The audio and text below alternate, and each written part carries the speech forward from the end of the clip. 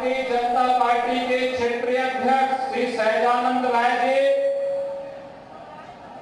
प्रदेश सरकार के मेरे सभी सहयोगी मंत्रीगण, भारतीय जनता पार्टी और एनडीए के सभी सहयोगी दलों के पदाधिकारीगण, भारतीय जनता पार्टी के प्रत्याशी प्रदेश सरकार के पूर्व मंत्री श्री तारा सिंह चौहान जी और उपस्थित मेरे घोसी विधानसभा क्षेत्र से जुड़े हुए सभी उपस्थित मतदाता भाइयों और बहनों, ऋषि मुनियों की साधना से पवित्र हुई मैं इस धरा को,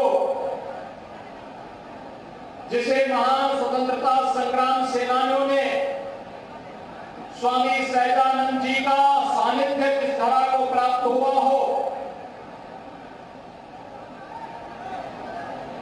महान क्रांतिकारी कवि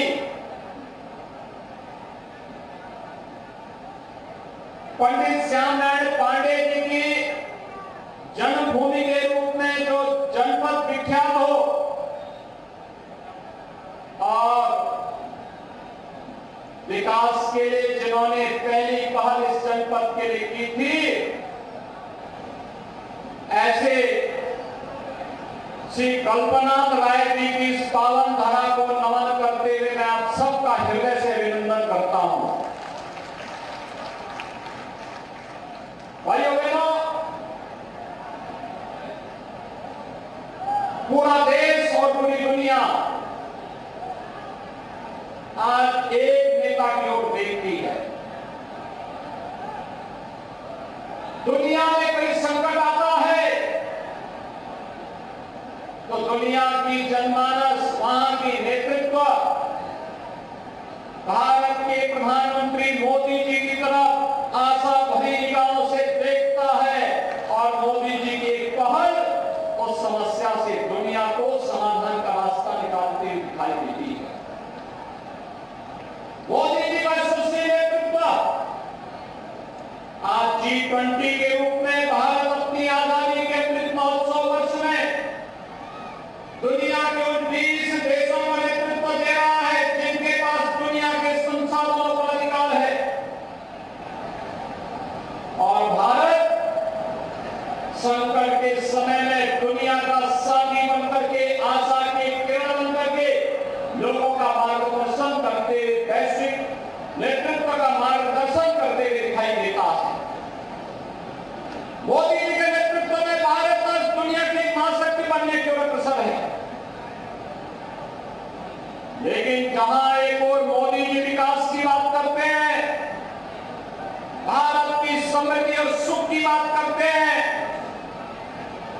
भारत के अंदर बिना भेदभाव के प्रत्येक नागरिक के उत्थान की बात करते हैं, सबका साथ, सबका विकास, सबका प्रयास और सबके विश्वास की बात करते हैं, बिना भेदभाव के शासन की योजनाओं का लाभ हर गांव, हर गरीब, हर किसान, हर नौजवान, हर माता बहन को और हर श्रमिक तक पहुंचाने का कार्य कर रहे हैं। वहीं दूसरी ओर देश के साथ दगाबाजी करने वाले गंगाबाज लोग मोदी जी को रोकने के लिए अनेक षड्यंत्र करते हुए दिखाई देते हैं, लगातार षड्यंत्र करते हैं, देश में अराजकता और अफवाह फैला करके अव्यवस्था पैदा करने का प्रयास करते हैं। और उन्हीं स्थितियों में भाइयों बहनों, हमें घोसी के इस उपचुनाव में आपके बीच में आना पड़ा है।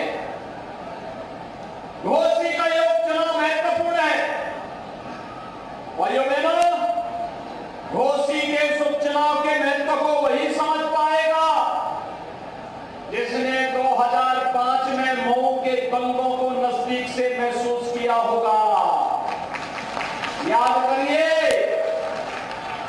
2005 में तत्कालीन समाजवादी पार्टी के नेतृत्व में सरकार चल रही थी और दंगाबाज और माफिया असला लहराते हुए कहीं यादवों की हत्या कर रहे थे, कहीं दलितों की हत्या कर रहे थे, तब न सपा की सरकार उन माफियाओं का कुछ कर पाई थी और न ही कांग्रेस के मुंह से कोई गोली निकल रही थी। तब गोरखपुर में मैं सांसद था और तब इन दंगाबाजों के खिलाफ लड़ने के लिए मैं ही गोरखपुर से चला था।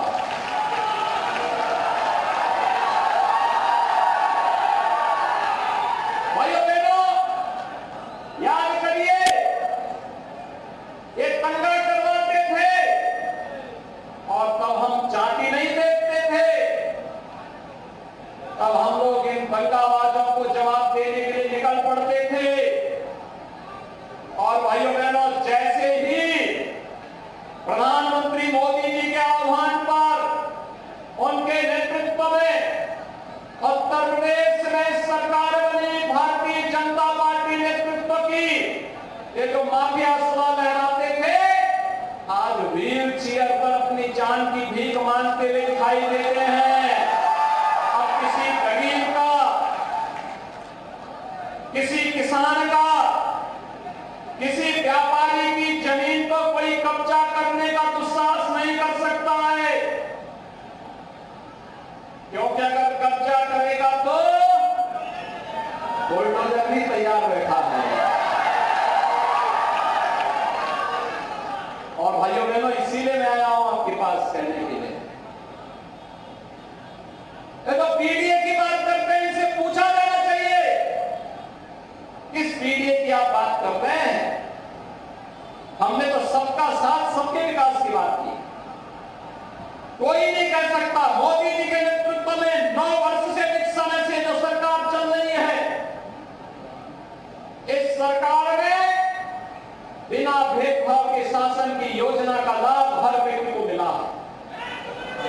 भाइयों बहनों, अगर मैं देश की बात न करूं, मैं पिछले 6 वर्ष के अंदर उत्तर प्रदेश की चर्चा करूं, 55 लाख गरीबों को हमने आवास उपलब्ध करवाया है। 55 लाख गरीबों को एक एक आवास। इसमें दलित भी है, पिछड़ा भी है और अल्पसंख्यक भी है।